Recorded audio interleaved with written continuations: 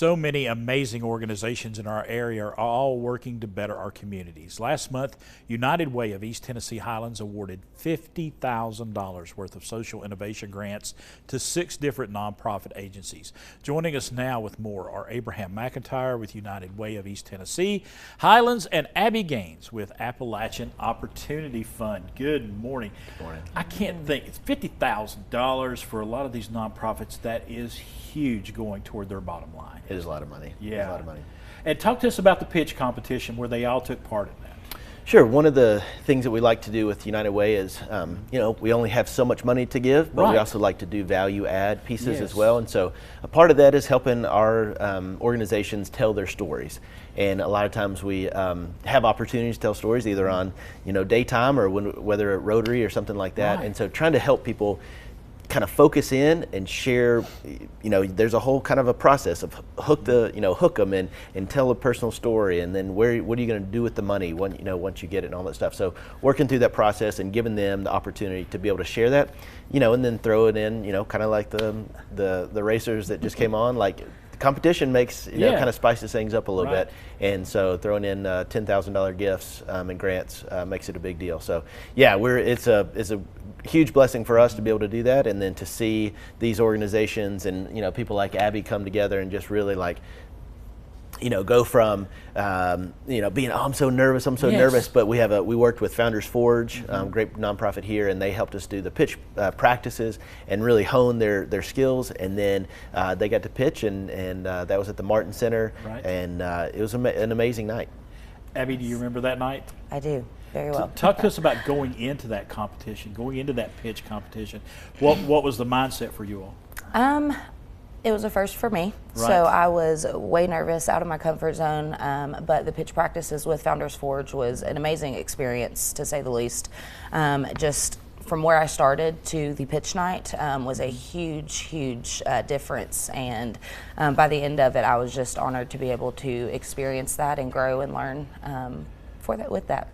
Talk to us about Appalachian Opportunity Fund for folks that may not know about it. Yes, so Appalachian Opportunity Fund, we focus on lowering financial stress within families in our community and helping each individual that we work with reach their financial goals. Right. And the money, what is it going to go toward? The money, we are going to be able to purchase a software that we will be able to increase our client communications and improve data management, where we track all of our impact. And it's just going to increase our capabilities to be able to continue reaching for financial freedom in our area. Now, each one of these entities that came to you in the pitch competition, kind of describe the competition. How long did they have? They had to get their message very succinctly to you. They did. So we had 6 organizations. They had 5 minutes apiece to be able to share their pitch, and then we had 2 minutes of judge questions as well. So we people are like, oh, it's like Shark Tank. Well, it's very low key. There's not. It's not quite the egos that are in that room. So, but still a lot of fun and great questions, and the judges got to kind of dig in and say, where are you going to actually use this, and kind of make sure that what they were going to do, use the money was worthwhile and it was going to be impactful, and so and be socially innovative. And that's the whole thing of how do we break the cycles of poverty with being socially innovative. And this fund came out of an anonymous donor here locally, and so this is our 3rd year of doing this. We want to keep going, so that was our funding is kind of finished with those first 3 years, so we're looking for new partners to go forward. But yeah, just an incredible opportunity again for organizations to share. We had the 3 winners through social innovation, and then we also had 3 organizations with the Tennessee After School Network, and they did a 90-second pitch within questions and answers. So it's like a long elevator pitch, but that's it's even you're like, 90 seconds. It's easier than 5 minutes, but you gotta make sure it's all there, right? When you're trying to get a message across, both of those 5 minutes, it seems to go back really quickly. Is that what your experience? Did it go by quickly, or was it the longest 5 minutes of your life? Probably the longest 5 minutes of my life. Went out there, I was ready to go. I actually froze for just a moment, but I was able to compose myself, get it back together, and I finished strong. So was in shock when I won. But and the judges, when you're sitting there and you're facing that panel of judges, and you get that interaction with them at the end, for 2 minutes. Did you think Yes. you handled that very well? I think I did. That was probably the more nerve-wracking part for me. I didn't know Right. what the questions were going to be. I didn't know what they were going to ask, and so. But once I got there, it was. I was like, oh, this isn't bad. Right. And I know a lot of these organizations are used to writing grants, trying to get grant monies and things of that nature.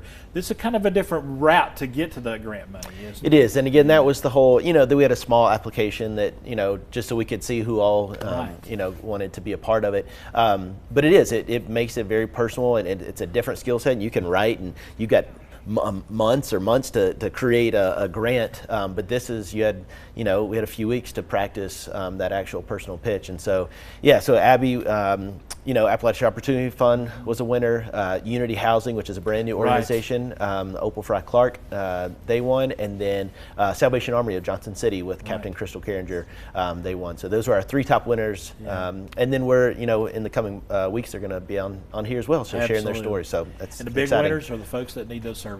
Absolutely, and that's the big piece. And again, we want to break the cycles of poverty here locally, and these organizations are doing it.